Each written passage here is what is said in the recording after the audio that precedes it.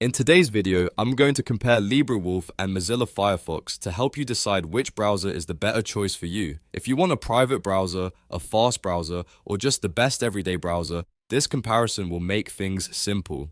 We're going to look at LibreWolf first, then Firefox, and then I'll break down which one is better for different types of users. If this video helps you out, make sure to hit the like button, subscribe for more tutorials, and let's jump right in.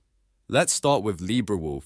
LibreWolf is a free and open source web browser that's based on Firefox, but privacy is really its main priority. Right out of the box, it removes Mozilla telemetry, blocks a lot of data collection, and includes stronger privacy protections by default. That means you do not have to spend a lot of time changing settings just to make the browser more private.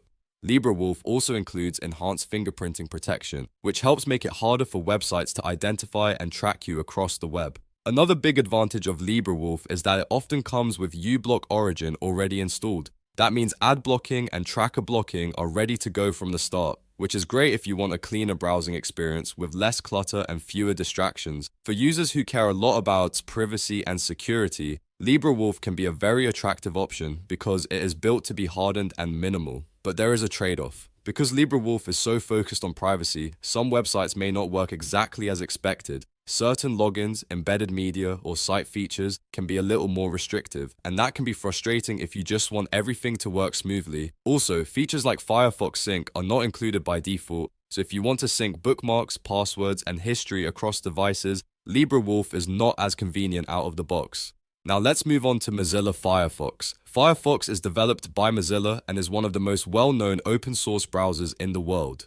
It is designed to strike a balance between privacy, performance, compatibility, and convenience. Firefox gives you strong security updates, solid extension support, and a browsing experience that works well for everyday use. One of Firefox's biggest strengths is Firefox Sync. With Firefox Sync, you can easily connect your browser across multiple devices and keep your bookmarks, passwords, tabs, and browsing data in sync. That makes Firefox a great choice if you use a desktop, laptop, and mobile device and want everything connected in one ecosystem. Firefox also includes strong built-in privacy features like enhanced tracking protection, so you still get a secure browser without sacrificing too much compatibility. Compared to LibreWolf, Firefox is usually the more user-friendly option for the average person. Most websites work without issues, streaming services tend to behave better, and you do not have to deal with as many restrictions. That makes Firefox a better daily browser for people who want privacy, but also want convenience and smooth compatibility with the modern web.